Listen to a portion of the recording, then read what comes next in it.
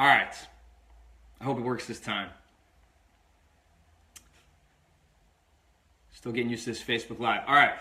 So I want to do a quick Facebook Live on the 6 primary outcomes. I talked about this on the team call, and I talked to some of the leaders about it. But so I don't. You guys probably know, but some of you might not. I spent 3 days with Eric Worre at his house in Vegas. And so if you don't know Eric Worre, he wrote a book called GoPro. He's the one that hosted the whole GoPro event, the women's GoPro event that's in March, the main event that's November 16th through the 18th that hopefully you guys are all going to. Basically the Michael Jordan of network marketing. So I got to spend like 3 days with him and like 16 people, like 6 and 7 figure earners. So it was a really, really cool experience. Tons of notes that I'm gonna like kind of drip out to the team over the next few months. But there's one thing I wanted to kind of just get on everyone's radar so we can kind of all be on the same page with it. So anytime Eric is mentoring like a 6-figure earner or a 7-figure earner, there's 6 primary things that he's focused on with that person. 6 things that he really wants that person to focus on and figure out where they're at with those 6 things, and then figure out how to get better at those 6 things. Because these are the 6 indicators that have the biggest impact on your business. So, number 1 is what percentage of the coaches in your downline are making $1 in their first month. So $1 in their first month. I just got a text. All right, cool. So the reason that's so important, let me give you some stats. I'm a numbers guy. I don't know if you guys are, but I love numbers. It just makes sense to me.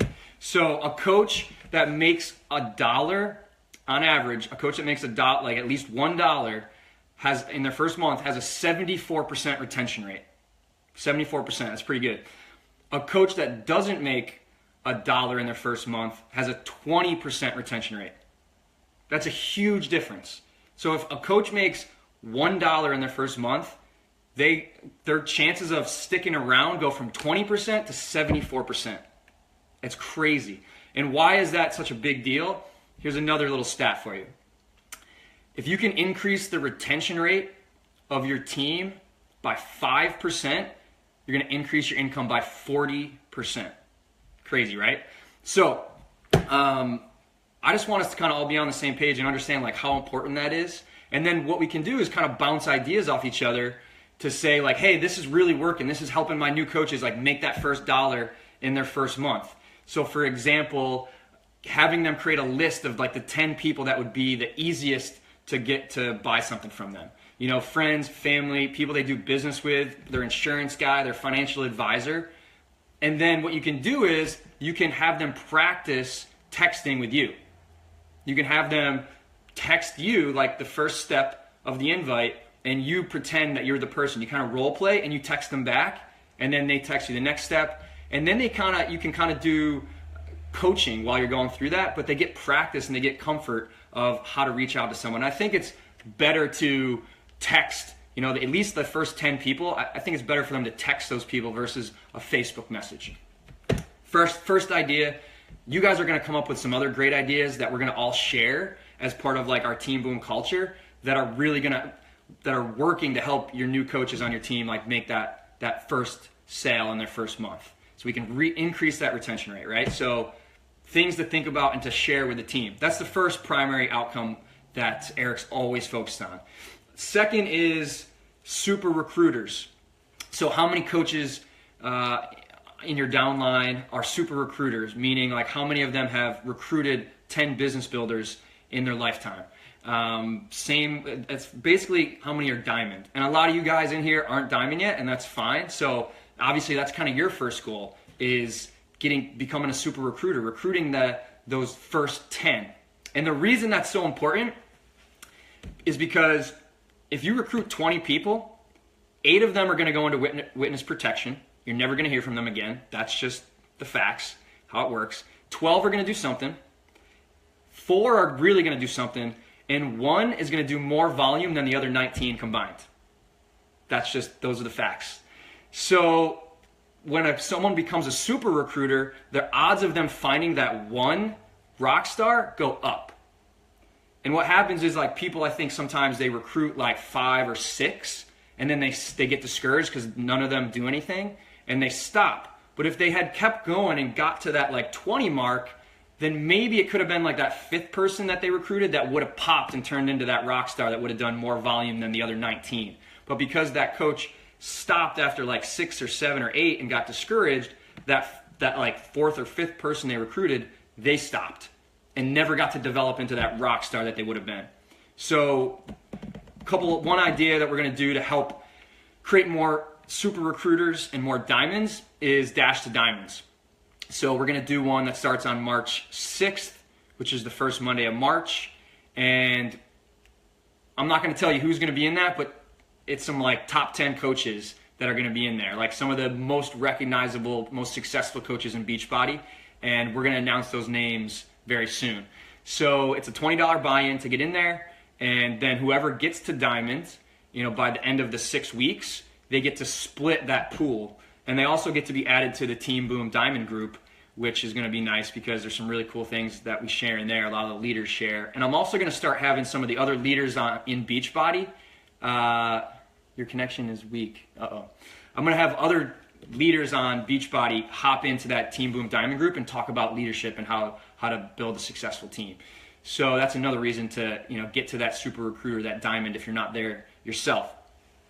Number 3 is convention tickets. So this is something that Eric talked about over and over and over again. He said the top recruiters aren't always the top earners. It's the top event promoters that are the top earners. It's the people that get the most people from their teams, from their downlines to events. I was at this event and there was a guy there that made $1.6 million last year. And he was like sleeping the entire training. Like I'm sitting there like taking notes like crazy, and this guy next to me is like passed out, snoring. And I was like, and I knew he was so successful because I had heard, what he had done with his business. And I'm like, I'm trying to figure it out. I'm like, well, how is this guy where he's at? And so I finally got a good relationship with him. We were joking around. And I finally was like, how did you do this? Like, what's your secret? And he said, he's just an unbelievable event promoter.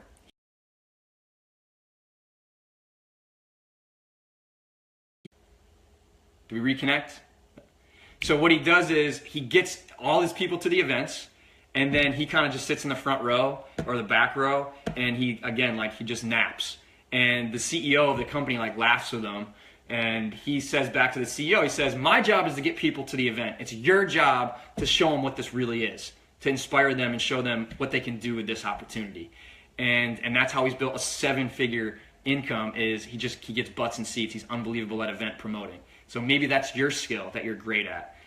So whatever you got to do to get yourself, obviously, to Summit and get your team to Summit, text everyone in your downline, do whatever you can, little campaigns, little fun things you do to get people there. It's going to be huge. So another stat for you numbers people, if you get, for every person you get to the annual convention for us at Summit, you're going to make about $1,000 during that year. So if you get 100 people from your downline to the event, you're going to make a 6-figure income at least. I find that as you have a smaller team, it's more than $1,000. It's more like $3,000. So if you get 10 people from your team to an event, to the Summit, from 10 people from your downline, you're probably going to make more like, 25, 30,000 that year. If you get 25, let's say you get 25 people from your downline to the event, you're going to make more like 50 to 75,000. And if you get 100 people to the event, you're probably going to be making more, multiple 6-figure income, which is crazy, right? Income disclaimer, Beachbody does not guarantee any, whatever that disclaimer is. They don't guarantee any money. It's all based on your own effort and skill. And this is one skill you should develop, event promoting. Number 4, the number of invites that you and the average number of invites the coaches on your team are doing.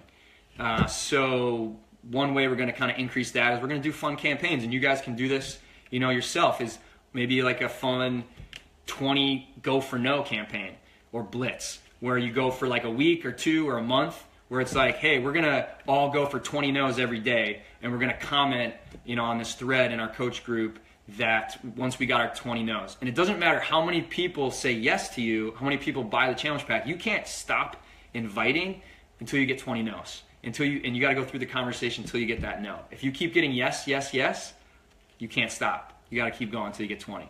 That's one idea. I'm sure you guys are going to come up with some fun ideas to make it more exciting and fun, to increase the amount of people you're inviting. Number 5 is the raving fan campaigns. So that's another thing Eric really focuses on with the people he's mentoring, is how many raving fans are you and your team creating? And we, I think, do a great job of that with our challenge groups. An unbelievable job, I think, better than most. But here's a kind of a cool idea. Have them, people in your challenge groups, and have like your coaches, have them do this with their challenge groups. Have them do like a little flash contest where the people in the challenge group have to post on their page publicly why they love the workouts, Shakeology, the challenge group, the community of a challenge group, the support of a challenge group. Have them just make a post and share what they love. You know, and you could even start out by, starting a group message or a group text with your challengers and saying, hey guys, like, what do you guys love about this challenge so far? And what do you guys love about the product so far? And then kind of see where that little conversation goes. I think I always do that to get some buzz going in the challenge group. And then the next step would be getting them to post publicly on their wall. And that's going to create that's what a raving fan is. It's someone that's on their wall, like telling everybody, they're raving about the products, right? And then what happens is people are going to start commenting, people are going to start noticing, and maybe you can help answer some of their questions they have if they're commenting. But really what's probably going to happen is that person's, that raving fan, your challenger, is going to realize like that they should probably become a coach, because they got all these people coming to them asking them about why they're so excited and about the products and the challenge group and how they can try that and get into it too. So you're kind of starting to teach them to be a coach without them even knowing they're a coach yet. So raving fan campaigns, and you guys probably have some more ideas that we can all kind of share together with how to make more raving fans. The last one is presenters. So presenters meaning like what percentage of your downline of your team feels comfortable telling their story.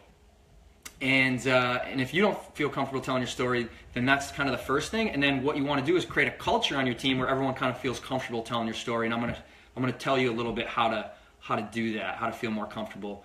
And Eric kept saying over and over, the teams that have like it really deep woven into their cultures of storytelling are the teams that are just blowing this thing up, that are growing like crazy.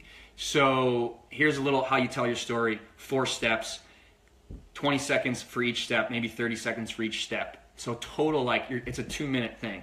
The first is you share your background, a little bit about yourself, 20, 30 seconds. The second is you share what you didn't like about it or what you don't like. So kind of like the pain, the things about your current situation or your past situation that you're hoping to like improve. The third is the solution that you found. So the opportunity, either the products or the business or both. And then the fourth is why you're so excited about it. Your why, your vision. And what happens is, I think most Beachbody coaches, they only talk about 3 and 4. They only talk about the products, the solution, the business, and why they're so excited. And that's not how you connect with people. The way you connect with people is sharing your background, and really it's sharing the things you didn't like about it, that pain. That's how people connect. If you're just talking about how excited you are, people are like, whatever this, no, that's great for you, but I'm stuck here. I'm in the pain. I can't relate to that person that's so excited because I'm not there yet. But if you share your background and you're sharing what you didn't like about it or what you currently don't like, then people are going to get on board with that, and they're going to feel that pain, and they're going to say, I got that same thing, and then they're willing to listen to the solution and why you're so excited about it. So that's the 4 steps. And a little quick campaign to help you start to get better at the culture, creating a culture on your team of storytelling, and just yourself. Do something maybe like in your coach group, or talk to your upline and say, hey, let's do something in our coach group where we're each going to just share in our private coach group. We can each go live and just share for 2 minutes our story. 30 seconds, 20 to 30 seconds of each of those. I got a phone call that came in. So that's it. Those are the 6 things. 1, helping your coaches earn $1 in that first 30 days. Huge. You get them to get that $1, the chances of them sticking around goes from 20% to 74%. Number 2, the super recruiters, the people that are recruiting 10 and also getting to that diamond rank, that's huge, because that's going to get them more likely to get to the point where they're going to bring in that first business builder. So we're going to do some dash to diamonds on that. I got some other cool things we can do to help with that as well. Number 3, the convention tickets, the summit tickets, and get people to the Super Saturday on April 8th, because I think if someone's not ready for the summit, if they go to a Super Saturday on April 8th, that might be the spark that gets them to come to summit. That's what did it for me. Number 4, number of invites. The Go for No campaign is a good one. You guys will come up with some other cool ones. Number 6 is the Raving Fan campaign, and number 5 is the Raving Fan, and number 6 is the storytelling. People that feel comfortable with that. So I would, if you haven't wrote those down, I would go back, write those 6 things down, hang it up somewhere you see it, so you're always looking at those 6 things and trying to come up with ideas on how to improve those 6 things. And if we do that as a team, if we have a bunch of people that are all kind of doing that, man, we're going to come up with some really cool ideas to bounce off each other to start to increase all 6 of those outcomes, which is going to lead to some really rocking businesses. So that's all I got.